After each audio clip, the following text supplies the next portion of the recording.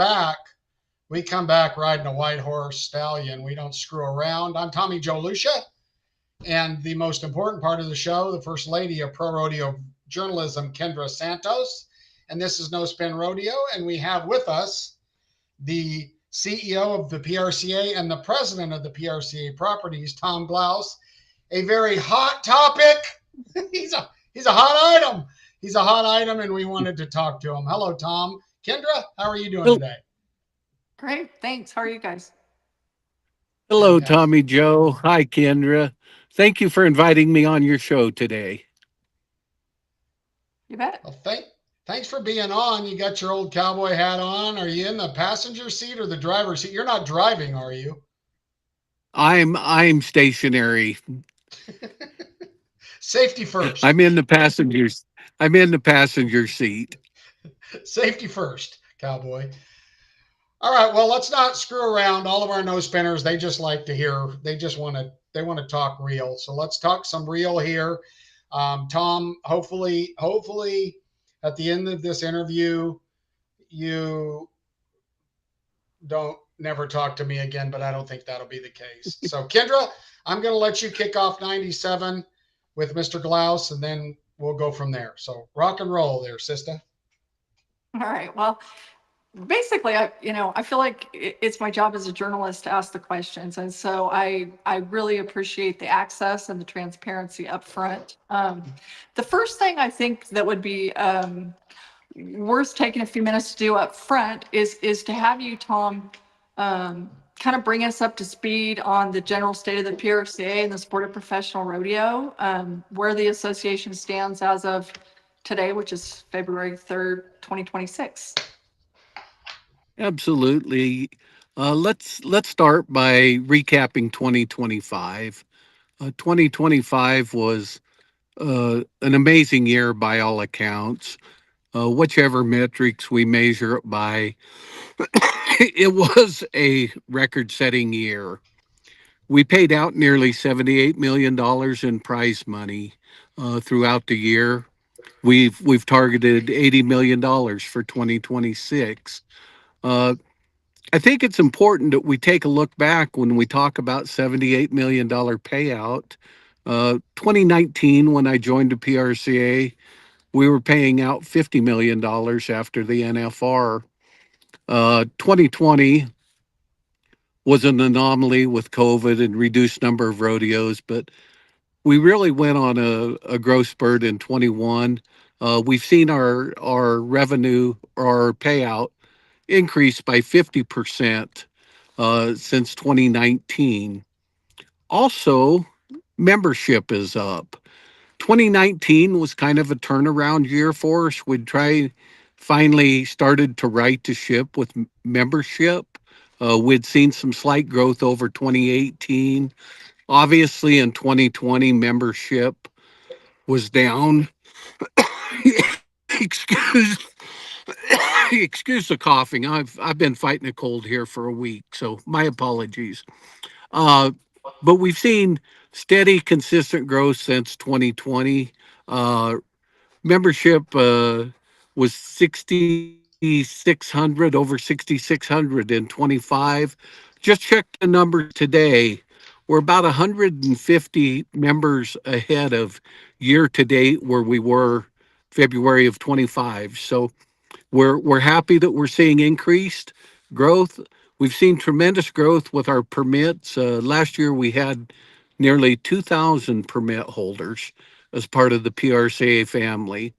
That's certainly the future of our sport, and we continue to see growth with our permit holders. Revenue continues to increase. In 2025, we ended the year with about 54 million in revenue. 2019, our revenue was 27 million. So we've nearly doubled our revenue since 2019. With that, we've also had increased expenses. It's not that we're looking to just pad our bank accounts. We're looking to source money and put money back out to the members and to the committees. Uh, overall, we're in the best financial shape that the PRCA has ever been in, and we're looking forward to bigger and brighter things in 2026. Can I ask one follow-up question on that? As far as when you talk about gross revenue, does that presumably, and what am I missing on the big ticket items? Would that include obviously dues? Does that include sponsor revenue? Does that include program fees? What are the big ticket items included in revenues? That it's every bucket, Kendra. So, great question. Sponsorship and media make up about 40% of our revenue. Those two items. Next, led by rodeo revenue, and that comes in the form of 6% money membership. Um, so we see those between those four items, we're about 2/3 of our total revenue. Okay. And the 6% is that comes off the top of every rodeo, right? Correct. Right. Correct. Okay. Great.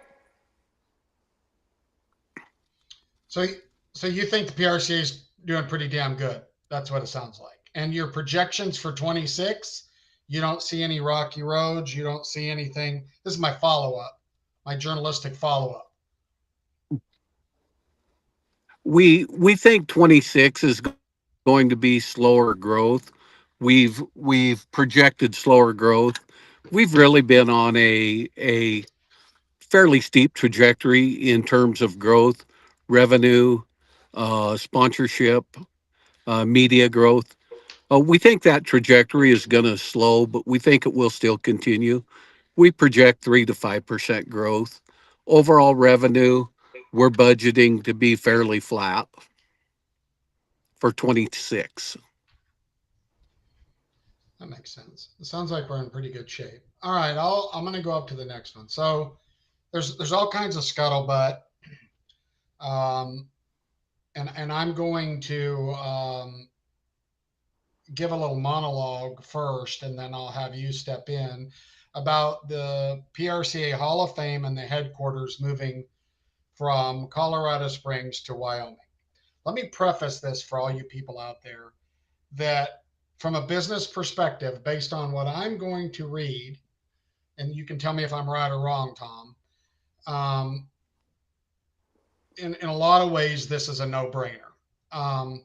So here's what I've found out. So it sounds like that the board has approved a move, that there's some final paperwork coming. I understand that there's definitely some tax advantages to Wyoming that are not present in the Everett in the leaning left state of Colorado. I think that the um, the rules and regulations as it relates to employees in corporate America in the state of Wyoming are probably lean towards because it's further right, lean more towards the corporations. But let's get down to the numbers of what I found, and then you can clarify them if they're wrong, because these are some of them that are out there. Not even out there. This is what my research. It sounds to me like the state of Wyoming is basically handing you guys about $50 million worth of property and a building and saying bring your assets to Wyoming. Is that fair? They're going to give you the keys to a new building and ground right on the interstate. Just bring it up here. Is that fair? You were pretty good in your research, Tommy Joe. But let's back up a little bit. Uh, as we delve into this subject, we've been approached by others to move, and we always start the inquiry by saying we're not looking to relocate. We own our building, we own our land, we're not carrying any debt, and we're not looking to acquire any debt. So if you can make an offer around those guardrails, we're willing to listen.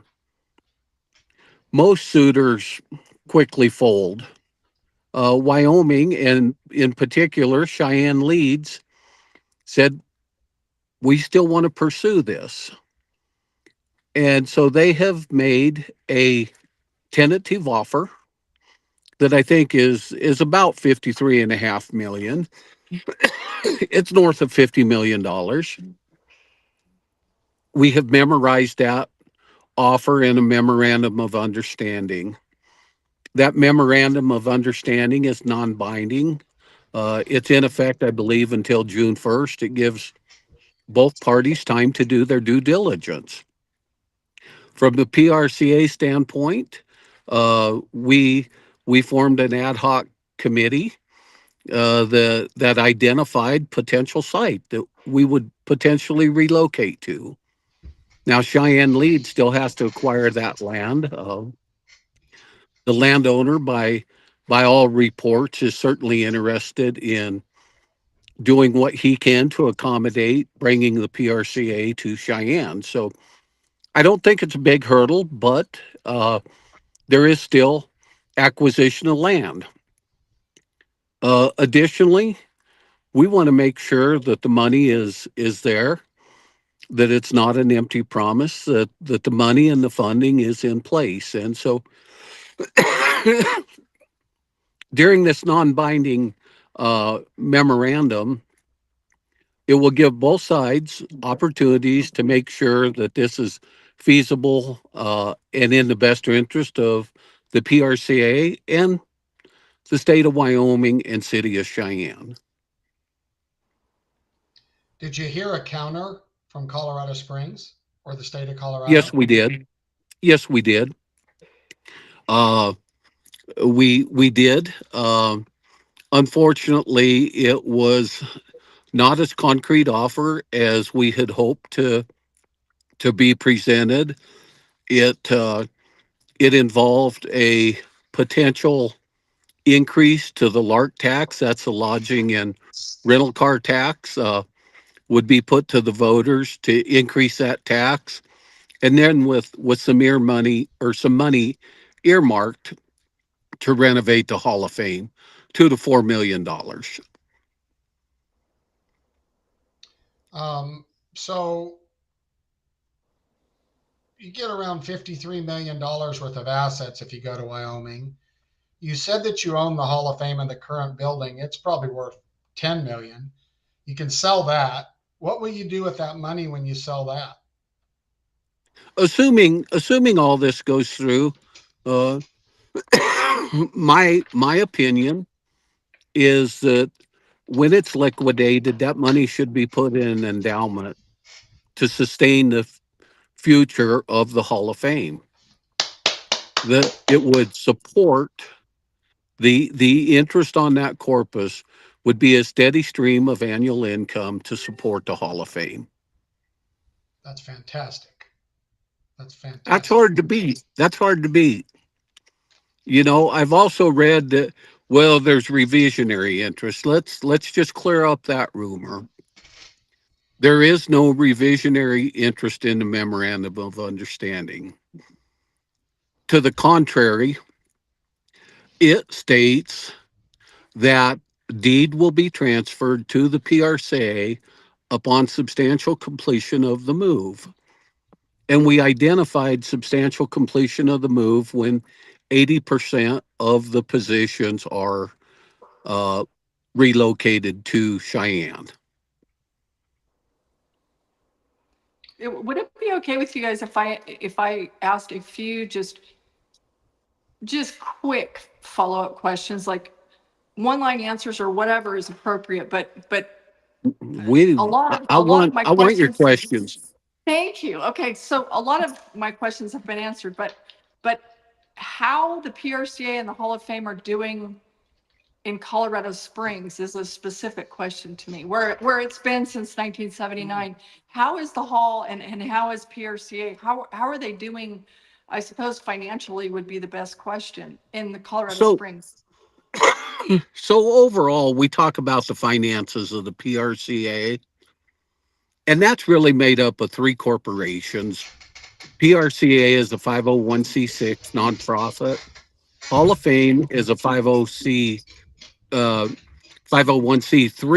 nonprofit corporations, and then PRCA Properties is a for-profit corporation.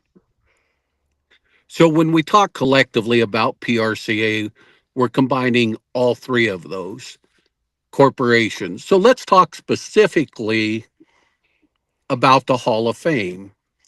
Hall of Fame struggles financially. The PRCA and PRCA properties financially prop up the Hall of Fame. Properties annually makes a $200,000 donation to the Hall of Fame to support their ongoing activities. The Hall of Fame this year is budgeted for about a $600,000 loss. The past few years, the Hall of Fame has had between a $300 to $400,000 loss. Uh, 2 years we were going to lose 400,000, and the Hall of Fame was a benefactor of a Ray Kenter's estate. He left his estate to the Hall of Fame to the tune of $450,000. That year we broke even. Last year, I think we wound up losing about 300,000. So when we talk, our overall finances are better than they ever have been. The PRCA and properties is picking up and propping up the Hall of Fame. Right. So Okay. that begs the Go ahead. go ahead, Kendra. Okay. That begs the question then, what are the revenues? What are the revenue sources of the Hall of Fame? Is it people that attend and buy tickets? So we have attendance, admission. Admission uh, is about 12,000 paid admission. We have the gift shop. We have event rentals. We do wedding venues. We do business meetings. We do other types of parties, and then we have some fundraisers. The big fundraiser is the Hall of Fame inductions with the auction, the golf tournament.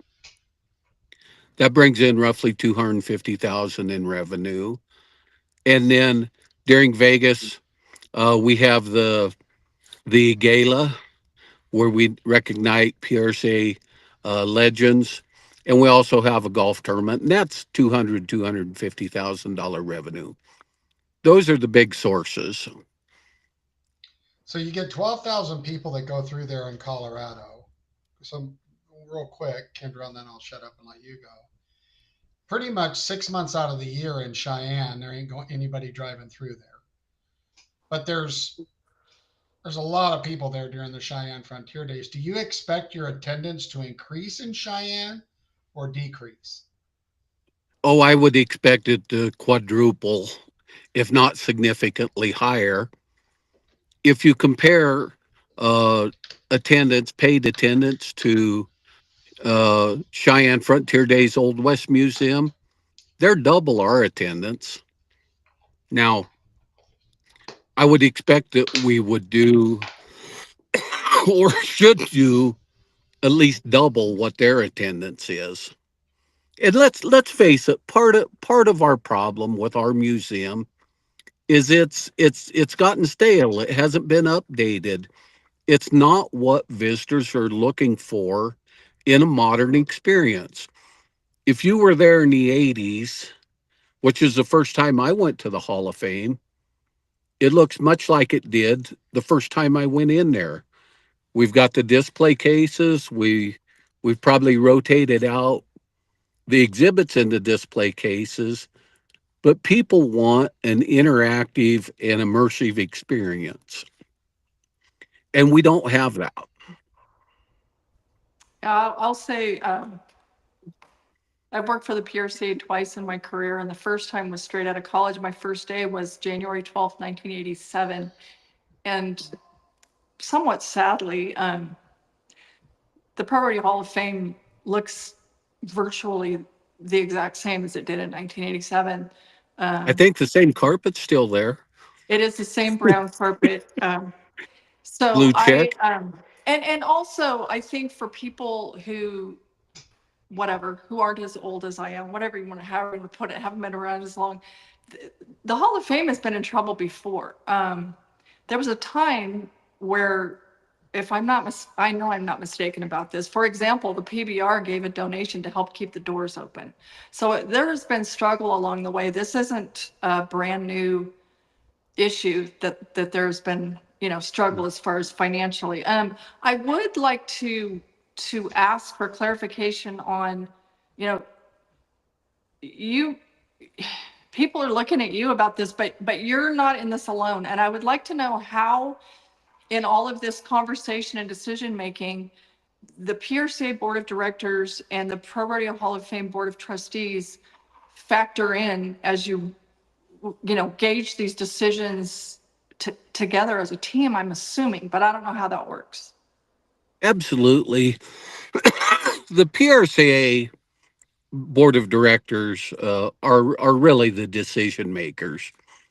The Hall of Fame trustees also have a say in it. But the PRCA board of directors appoints the inside trustees to the Hall of Fame, and then those inside trustees appoint some outside trustees. But the majority of the Hall of Fame trustees are appointed directly by the PRCA board. So those two boards have to work in conjunction and are the ultimate decision makers. So you guys will work. I mean, I think there is a misunderstanding from people that you're some sort of a dictator in this decision, but that's not the case, correct? It's not my decision to make at all. As I started the interview, we're not looking to relocate. We're perfectly content to stay in Colorado. It is my obligation as the CEO to bring opportunities to the board, explore those opportunities, and if they have merit, then the board has to be the ultimate deciding Okay. entity. It is not my decision, and I'm glad you brought up Kendra because I don't even have a vote. Wow. Okay. Is it too early to give us any sort of odds that this move is likely to happen, or is it too early? You know, it's really in the due diligence period. I've heard very positive things for the most part. I would say 75-80% of the comments are positive.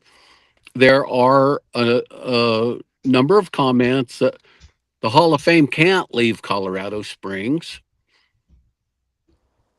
We we can sit here and continue to suffer and bleed money, but the Hall of Fame does not have unlimited resources. The Hall of Fame is dependent on PRCA and properties to prop up its financials. So we've got to do something. We've not engaged the local community to support the Hall of Fame.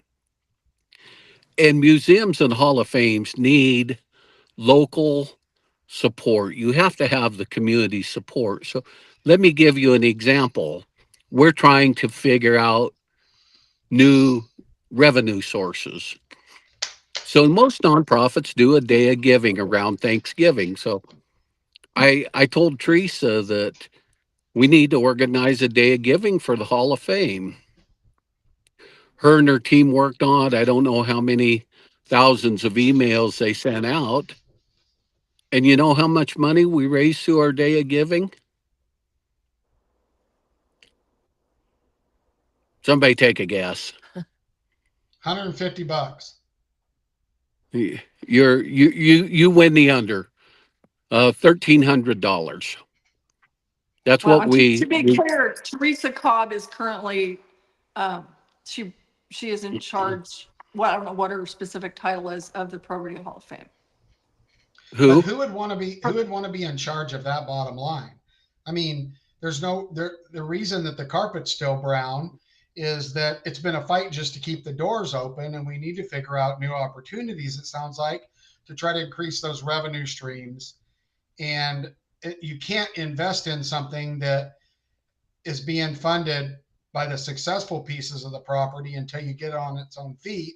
And I feel sorry for Teresa, who's trying to figure out how to balance that ledger. It sounds like a monumental task.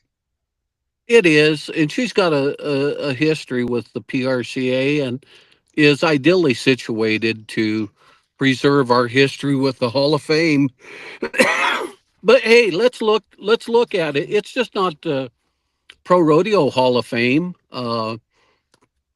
The Olympic and Paralympic Museum here in Colorado Springs, which is state of the art, lost $2.5 million last year.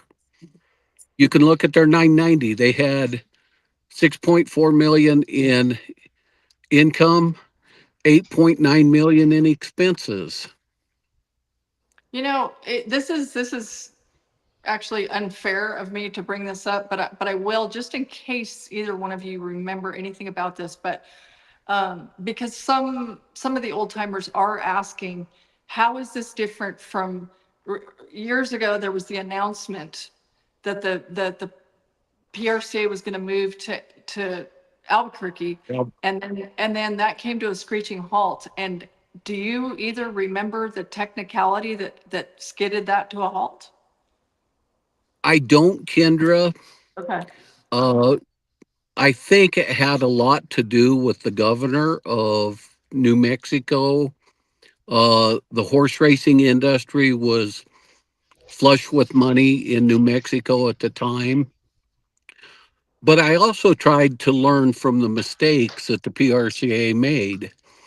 And that is, they come in one day from the people that are still working for the PRCA, said, "We're moving to Albuquerque." No forewarning, no notice, no discussion. So we have tried to be transparent with our staff, um, with our sponsors, with our members, and let them know when Cheyenne Leeds was approaching us. When it comes to signing a non-binding memorandum, we wanted them to know that it's not like this has been decided. It's moving forward. It's looking very lucrative, but the decision has yet to be made. Okay. Well, I appreciate. Tommy Joe, do you have any other follow-ups before we switch gears? Well, I just want to make sure you've got roots and history in Wyoming. So this isn't, does this have anything to do with oh, Uncle Billy or something, in your history, or was this an out of the blue approach from them? So let's. I'm glad you asked, Tommy Joe, so we can clear it up. Kendra will know this because I grew up with her significant other, Oak Berry in Nebraska. Both of us are from Western Nebraska.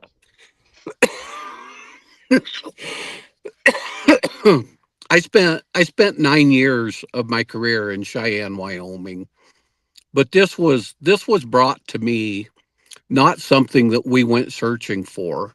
Uh, I didn't even know who Betsy Hale was. I'd heard her name, but they sorted us out. They found us, and they pursued us.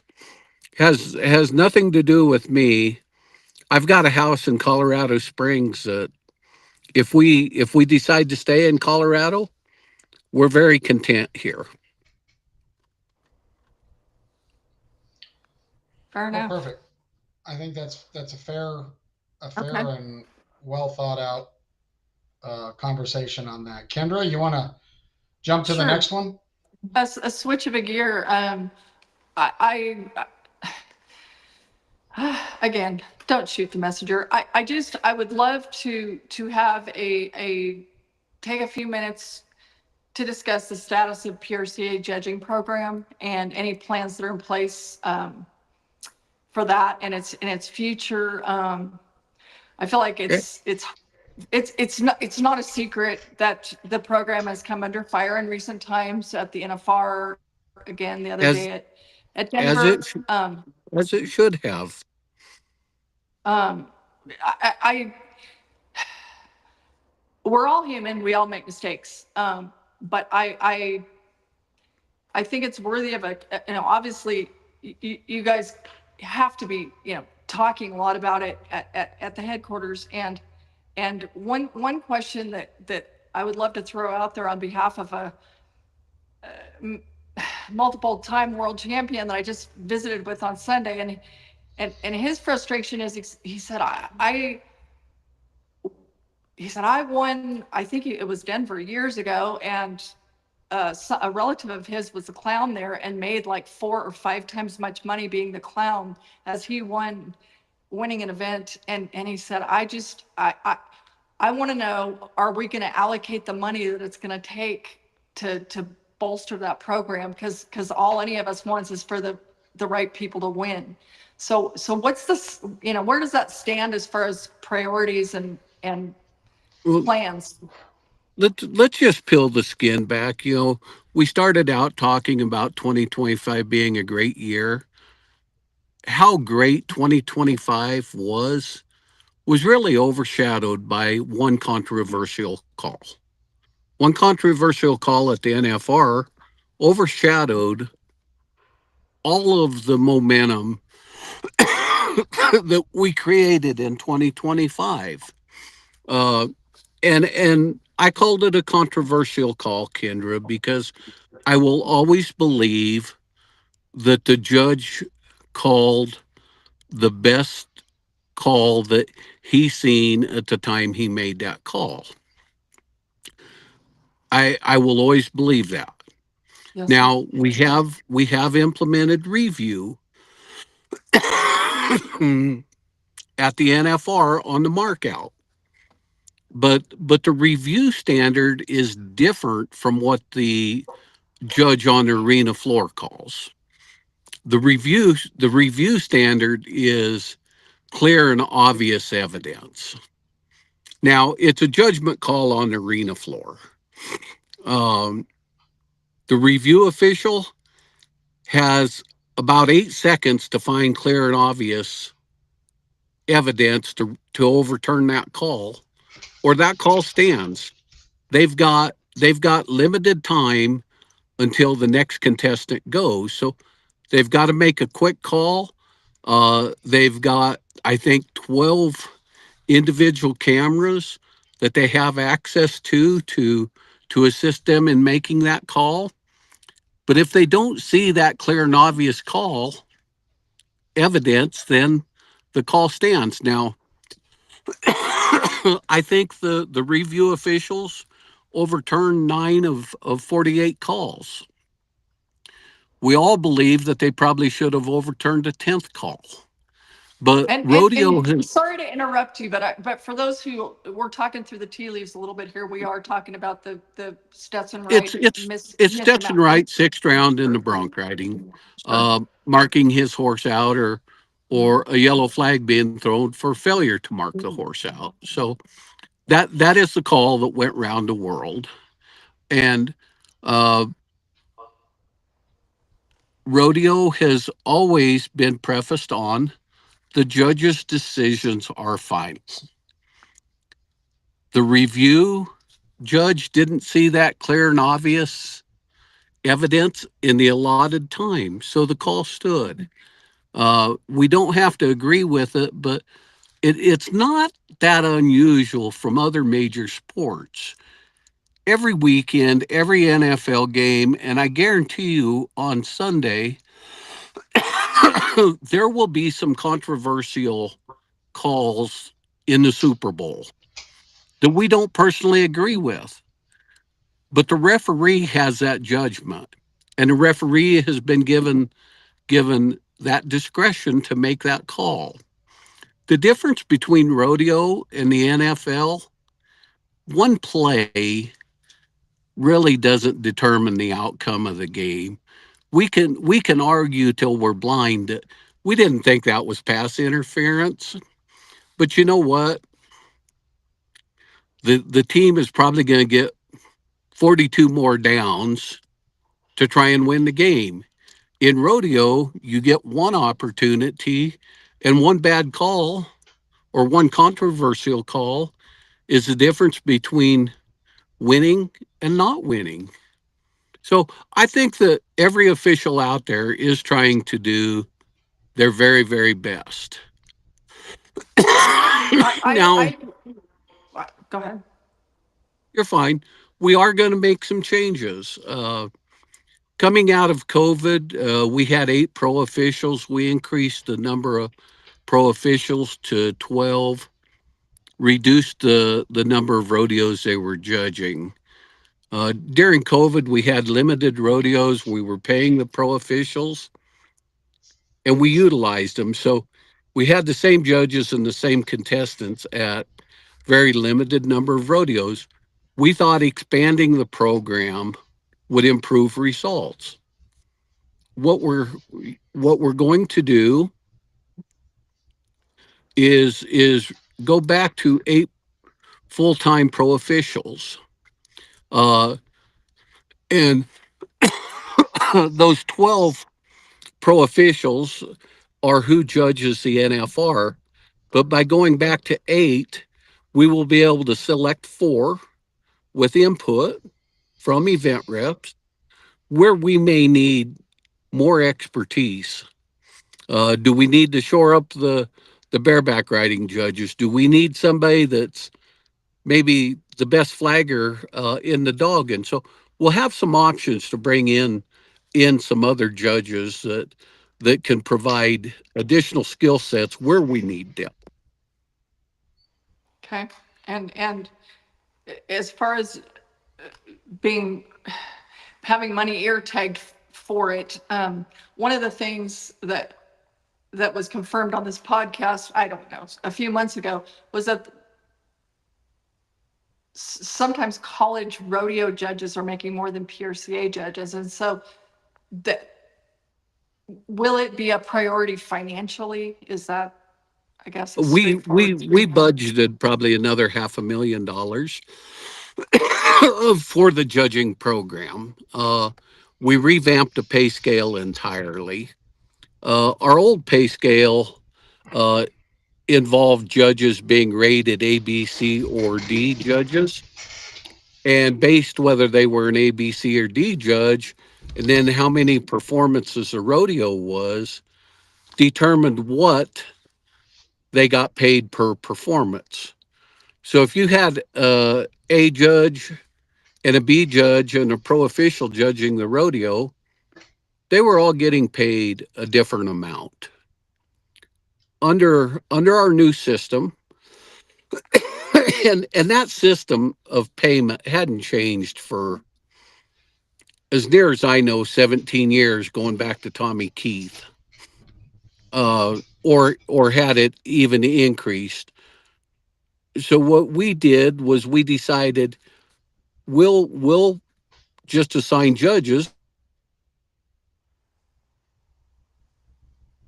rodeos into 4 categories: 5,000 and under, 5 to 10,000, 10 to 20,000, and 20,000 and above. Added money per event. So judges will be compensated based on how big the rodeo is, how much added money there is. The judges will make the same. And whether it's a 2 perf rodeo that adds 30,000 like San Juan Capistrano used to be, or if it's a, a rodeo that adds 4,500, judges will be assigned based on who applies and based on best available judge. Now, we estimate this puts about $500,000 into the judging program with a base raise for our pro officials. Okay. So I hope you have your seatbelt on, and I don't want to fog up your glasses here, but I'm going to be a critic. You pass on those judges' fees to the rodeo committees. Is that correct? Not entirely. So Okay. each committee pays a set amount for judges, Tommy. So a few years ago to now, I believe that was increased from $225 per performance to $300 per performance that the committee pays for a judge. And they get compensated more than that. Yes, they do. Okay. So, a couple things. First, I'm going And to I'll say, run through that compensation with you if you want. no, no, I don't. I'm just asking. Well, these are higher level topics. For one, for the life of me, I don't know why you would have replay and restrict the replay officials. I guarantee you they don't too much in the NFL to have an 8 seconds to see if the call's right. Because for me, the judges, in the first year you did replay, the judges were afraid to throw the flag. I think this year, which is the way I think it's supposed to be, that the field judge should throw the flag and rely on the fact that he has replay to verify that he was right. Like, don't hold the flag and miss a mark out, not throw a mark out flag on a missed mark out. Throw the flag because you can lean on your replay officials. But if you only give those guys 8 seconds to figure out Now if it's right, let's back up. We probably disagree on that philosophy, uh, Tommy Joe. We do not want our judges judging from the review booth. We want our judges to call what they see. If you see somebody miss a horse out, throw a flag. If you don't see them miss a horse out, don't throw a flag. You well, I can't agree you with can't that. I agree with that. But you but at the can't throw same a time, flag and then say we're just going to pass it upstairs to a review official because the standard is completely different. You know, the standard when you get to the review is clear and obvious. And as we've seen with Stetson, the review official didn't think he had that clear and obvious evidence. well, it was So pretty darn we've got clear to and make the. obvious to everybody else out there looking at it. But how long did they have to look at it? That's my point. And so we have to make the right call on the field. I agree with that. I think that they should be empowered. I agree. They need to make the call that they feel on the field. But there has been times in the past where maybe that call wasn't made because it's better to take the safe route than the real route. But let's put all that aside. The next thing that I'm going to say is if you guys your gross revenues are 57 million, and it seems to be the whole premise of the PRCA, correct me if I'm wrong, is to crown champions, right? I mean, it's to involve membership, but at the end of the day, it's to, Crown you world could champions. disagree, it's crown world champions, and that's got to be right. And it seems to me that nothing is more important than making sure that you have pro officials, like not forcing a bareback rider to flag because he's a C-level judge and that's the budget for that event. I'm just saying it seems to me that that would be a priority if I were on the board and socking money into that system to make sure that we have it the very best we can and be financially responsible at the same time. Is that I fair? mean, I don't think we're that far off. I don't think that we want to pay more money for the same outcomes Agreed. and understand that any sport from little league soccer all the way to major league baseball and NFL football will have some controversial calls. It's just part Absolutely. of the sport because we're asking people to make judgment calls. And then let's get to the point, irregardless of how much money we pay and we're putting more money into it, why would anyone put themselves in the position to be get humiliated because they called what they thought they seen? We don't I, have people. we got a lot of armchair quarterbacks that judge from the Cowboy Channel. We're not just flush with people coming forth wanting to judge rodeos. Well, I can understand that because they get Understandably. paid about a sixth what the announcer gets paid. Well, another thing I think that a world champion cowboy made the comment recently. There have always been missed calls in rodeo. It's just that now everybody sees it live on the Cowboy Channel, and so there are armies of couch cowboys and but another thing that I think when we're talking about money and efficiencies, I can't even guess at how much it must cost, for example, to have the angles that Houston has for the telecast. No one can spit without us seeing 6 angles on that. And I don't know what that would cost, but surely it is so state of the art, and it had to have cost a fortune, I realize. But I don't know Well, what it would take that. look who that building was built with, though, Kendra. Right, That's where the Houston Texans play, and so right, that is Major League NFL state of the art right. investment. Yes. Uh, And Not so, not but I mean, while we're just saying, some of the, perhaps there are financial considerations to everything, so okay, there's no telling. but so how do you take that state of the art uh, design and investment to an outdoor arena such as North Platte, Nebraska? Right. Well, you spend a fortune, but the thing about it, let me clarify something. I do not think, Tom, that there's anybody in the PRCA or any judge or anybody in the replay booth that ever wants to make a bad call. Like We Agreed. agree 100. a We all agree hundred on it. percent agree. However, there's that old term: you got to put the right people on the bus, but you got to put them in the right seat.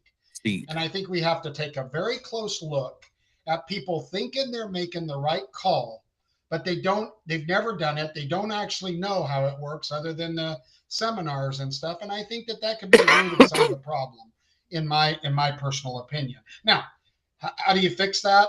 You got to stick money into it, and you got to have enough officials there that are good enough to make the right calls for the right disciplines. Not saying that's easy, but uh, Well, and also in fairness, I think, and then we'll, we can move along to the next topic of conversation, but unless you have competed at the very highest level in an event, it's not even it's not fair to ask you to see it in real time in slow motion like someone who's done it 100,000 times. And we all understand that you can't have the highest level bull rider at every rodeo to judge only the bull riding. So what we're asking is really, it's almost an impossible ask to ask one human being to see things. I don't care if it's a crossfire, I don't care if it's a whatever, a hung leg in the bulldogging or whatever it is. But if you've never done that, to ask someone to do that, we're not going to fix that. It's I difficult. mean, It's a in real difficult time, it's task, fast. Yes, yes. and it happens in So real time. yes. So But why don't we move the along? answer is we are trying to put more money into it. We're trying to improve those outcomes. Will it happen overnight? No. We're trying to improve the outcomes with the same pool of judges. It's not like we have an influx of new high level talent coming in. So we have to do better at training them. We have to probably have them shadow more. But also look at League Baseball. If you read the statistics, 74% of the pitches are miscalled. 13% of the strikes are actually balls. 13% of the balls that are called are actually strikes. That's 74%. We are really focusing on some very monumental calls that were unfortunate and really put the program under scrutiny. Nobody likes it, but when we're asking people to make human judgment calls, we are going to have to say there is a margin of error. What is acceptable margin of error? We would like that to be very close to 100%. Well, let's roll on. I will. My final comment on that is your pool of judges will increase if there's a monetary if it becomes monetarily in their best interest to become a judge. And I don't think that's always been the case. And I'll leave it at that. Let's Yeah. go real quick because we're way longer than I promised you we would be, but we've got a couple more questions. We're starting to get snow here. Hey, it's getting cold. Hey, quick question. So, your salary and what you get paid um, has come up, and people are throwing that around. Can I ask you? I think part of your salary is reported. Can I ask you what your and there's a reason for this, what your salary might be or what you can share with me, because I've done some research on people of your in your position, and I want to talk about that. So can you share with me what your current salary is, or what is isn't there some of it that's published? Is that correct? My salary's public. We can certainly talk about it. It's covered in the 990. So, but let's clear up some mis information that's out there. My salary is paid by PRCA Properties, so it's reported as a related entity on the Hall of Fame salary. So there's rumors going around that I'm paid 500,000 from the Hall of Fame. Hall of Fame pays $0. All of my salary comes from the PRCA properties. And my salary is a base salary in the mid 400s with potential for bonuses based on performance. Okay, that's good And news. that comes Okay, out somewhere in the mid 500. well, so if you take what I've shown, which our viewers should listen to this, if you take major multimedia companies like Disney and Netflix, that pay structure for a CEO is a little bit different. But these guys are making $30 million because the companies are gross, it's based on gross profits of around 40 million. But when you look at the sport of rodeo, and the closest thing you can liken it to would be an event business or a music industry CEO, and really there's a significant difference in revenues there. But let's take that.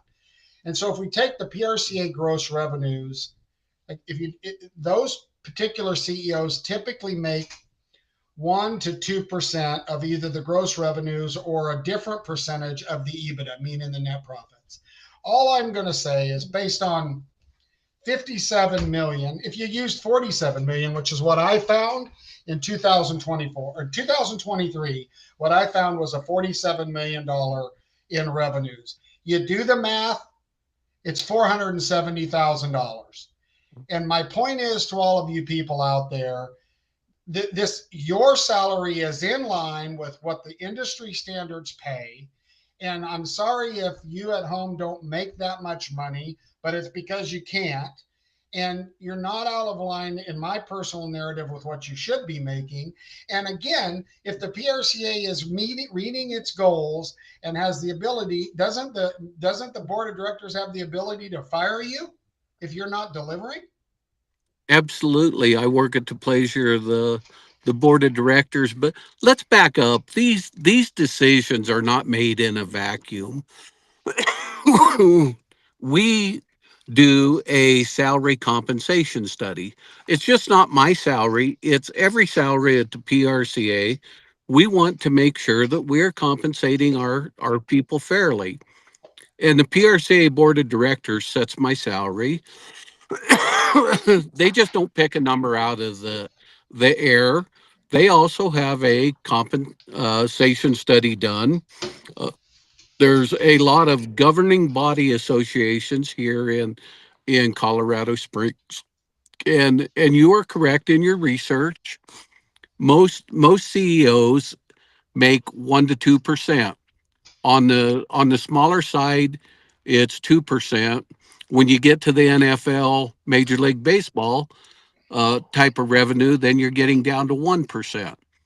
But on our revenue level, most of it's 2%. So arguably, you could say I'm underpaid. May my I ask salary, one my clarify? salary's Sorry. about 1% of our gross revenue. So it's certainly in line with industry standards. Yes, Kendra. To just clarify one thing, that it's salary plus performance incentive. Is that is that like, for example, sponsorships or something? Yeah, is that, is that what the incentives That's would be based on, that's or? one metric.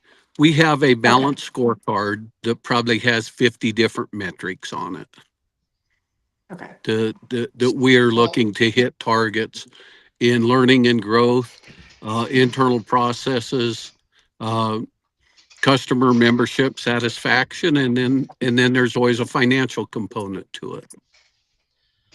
well, if you go on 2% and 57 million, that would be that you have the potential availability of making a 1.1 million, and you clearly stated in the past that in the earlier conversation you have it. So my point is, I don't care what you get paid as long as you're delivering for the membership, and the sport is increasing. I think you should get a lot of money for being the guy that has to get on these calls and answer all of these questions and be the point person for a very controversial membership based organization. So I think all of it is, in my personal narrative, a bunch of baloney. And we've just accurately depicted the fact that based on industry standards, you're not overpaid, you're probably underpaid. So, Well, we Kendra, any almost follow Well, had a up? million. We almost had $1 million a year cowboy this year in Stetson Wright, and we probably will have $1 million a year cowboy this year. And when we start seeing guys making 500 grand a year as professional rodeo cowboys in a single event, um, I think that makes everybody pretty happy. I mean, Riley Webb won 555,000 to win the world in the tie down roping. We had 5 cowboys win over 500,000. Uh, Stetson uh, in the bull riding. I think we had 3 bull riders win over 500,000, and then Rocker, Rocker was over 500,000. And Wasey Shallow, if you look at between the bareback riding and the bull riding, I think he won 750,000, 747, significant. So, every indicator is that we're moving in a good direction. Well, that's what you always say. That's what you say in the State of the Union. But it does look like we are moving in the right direction. So we're running long. So I'm going to jump into another one that I hope doesn't make your glasses fog up. So I asked you if you had a brother-in-law in Wyoming, and that's why you're moving to Wyoming. I want to give you the opportunity to address this. There's been conversation that it's no, and you can tell me I'm wrong here, but the PRCA recognized that that it is lacking in the IT portion of its business. It's way, way, way, way behind, or has been, and it made an investment in the IT portion of its business, which was long, long, long needed. It doesn't look like that investment, at least from the outside, has panned out. It doesn't sound like the secretary's program works. It doesn't sound like trades work. Now, I could be wrong. I'm not a cowboy, but it doesn't sound like the investments worked out. And now there's scuttlebutt that this was directly tied to a relationship of yours in the past, and that's contractor versus employee. So my question is, what can you tell us about not only all of this scuttlebutt about maybe misuse or misdirected money, and why isn't it better? And is it going to get better? That's a big question. Well, let's start out. Ironically, my brother-in-law lives in Texas, so we I just use that line. I just use that line, right? he lives in Fredericksburg, so we can squash those rumors. Uh, our our IT department has underperformed for many years. I think it's underperformed uh, many years prior to my involvement with the PRCA. We're certainly still on the AS 400. Uh, Jeff Love is our current CTO, and even though we've got a long ways to go,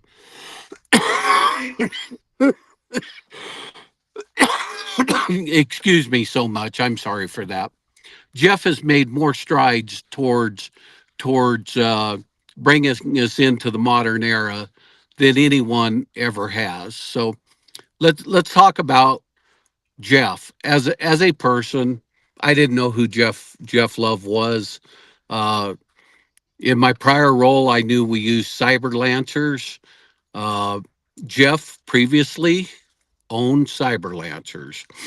Uh, we had hired a CTO after Dan Martinez, Gordon Opp, who suffered some health issues and had to resign. So when we were looking for another CTO, Jeff's name come up, his partner Kevin Parker's name come up. I interviewed both of them. They were both well qualified and for many years had been providing contract services to the PRCA. So when I selected Jeff as our CTO, our employment agreement and my conversation with Jeff was you have to divest yourself entirely from cyber lancers. And he did. And we followed that up that you cannot hire cyber lancers without a competitive bidding process.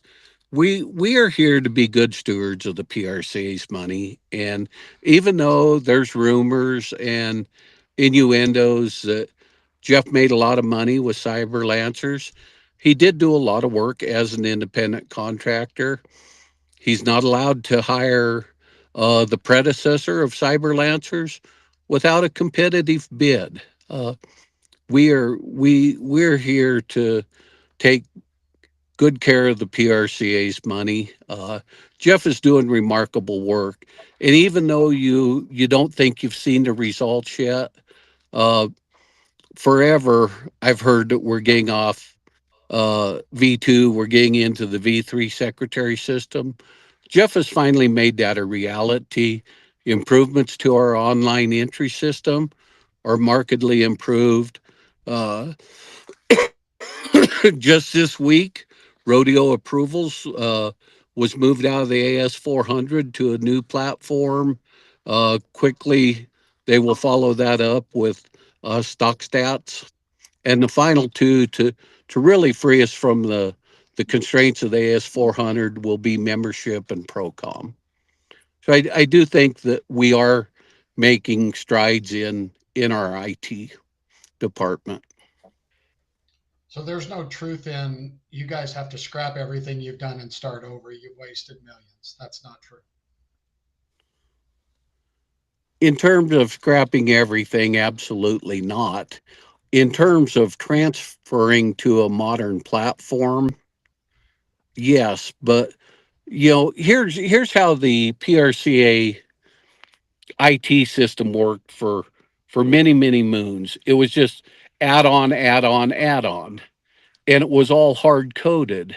So once you have 20 years of add on coding to a hard coded system, when you change something over here on if then Y, Yep.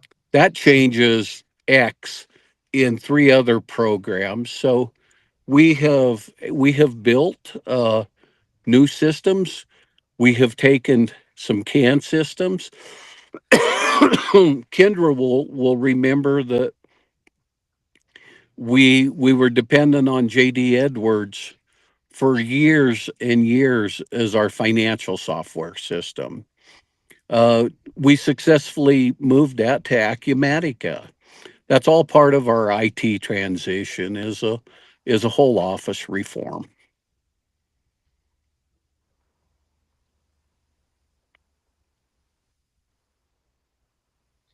Kendra, any follow up? I, I have a different, it all ends up coming back to money, but I feel like I have a question that really was sort of a follow-up to the financial, which we're all over talking about different sectors, but it's all financially related. So this is going to seem a bit random to drop this in here, but I don't want to leave this conversation without the current status of the contract with the Cowboy Channel. And, I don't know if you're at liberty to say what it's worth or how many years are left on it. But, I think the number one question out in the world is, does any of the money make it down to the members? I don't know. Absolutely. You never seen a cinch playoffs before we had a Cowboy Channel. That'll be a $1.5 million playoff series. So that's where we're talking about that we are one of our metrics we judge ourselves by is how much sponsorship media money does get pushed back out to members. Now, how do we do that? We don't just pay members. We generally give money to committees for those media rights, who in return puts that into their added money, and then the payout is enhanced for those who win. So that's why we're seeing rodeo added money continue to grow. Is there's a lot of competition between committees to be on that playoff series rodeo list because that's where the media money gets spent. There's 3 years left on that contract, Kendra. I'm assuming that within 2 years out, you have to start having conversations about the broadcast rights and where they're going to live and if the Cowboy Channel is going to go on. That's my Yeah, it's assumption. about 2 years is not a long time. there's an exclusive negotiating window in the agreement, and it's about 18 months out. Gotcha. Gotcha. Good information. Is what the contract's worth, is that a private or a public Uh, number? it's probably not anything I'm going to share publicly. It's Okay, a confidential number that that okay. would, and it's not that we don't want to share it, but it also gives competitors of Teton Ridge knowledge of what it is rather than being an open uh, negotiation. That makes sense. That makes sense. Well, you know, And the terms of that contract are confidential. well, it's no secret the Cowboy Channel doesn't exist without PRCA content in the NFR. So they better figure it out.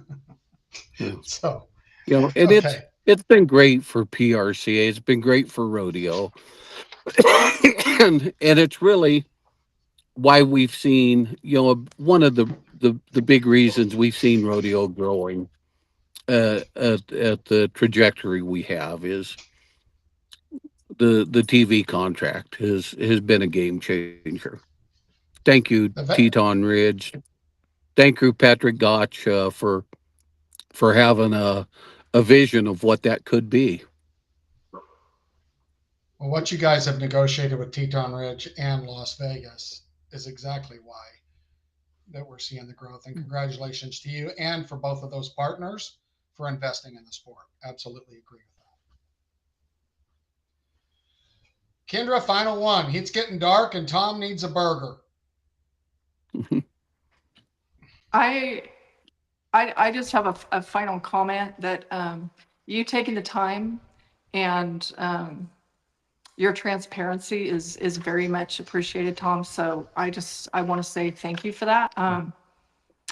nothing here was, we were given no, nothing was told to us to be off, out of bounds. I really appreciate you being willing to field the questions. Thank you.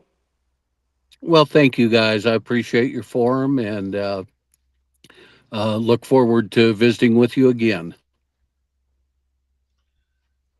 Well, this has been an action-packed one. Thank you, Tom.